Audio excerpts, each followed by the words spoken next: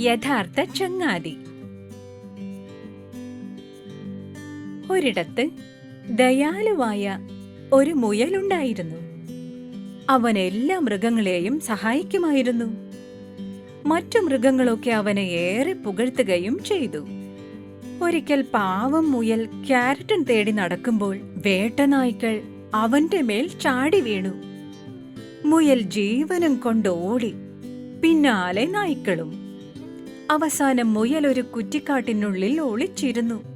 പേടിച്ചങ്ങനെ ഇരിക്കുമ്പോൾ ഒരു കുതിര അതുവഴി കടന്നു പോകുന്നത് പാവം മുയൽ കണ്ടു. കുതിരയോട് മുയൽ സഹായിക്കാൻ അപേക്ഷിച്ചു.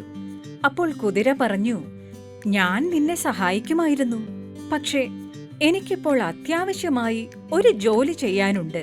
പിന്നെ അതുവഴി കടന്നു വന്നത് ഒരു കാളയായിരുന്നു. മുയൽ കാളയോടും സഹായിക്കാൻ അഭ്യർത്ഥിച്ചു.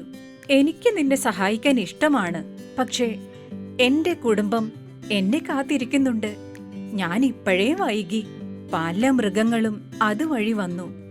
ആരും മുയലിനെ സഹായിച്ചില്ല.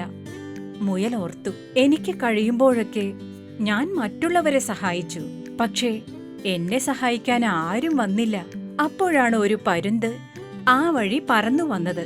മുയൽ പറഞ്ഞു, ഒരു കൂട്ടം വേട്ടനായ്ക്കൾ എന്റെ പിന്നാലെ വരുന്നുണ്ട്, എന്നെ രക്ഷിക്കാമോ? പരുന്ത് ഉടനടി മുയലിനെ കാലിൽ ഇറുക്കി പിടിച്ച് ഉയർന്നു പറന്ന് മറ്റൊരു സുരക്ഷിത സ്ഥാനത്ത് ഇറക്കി വെച്ചു.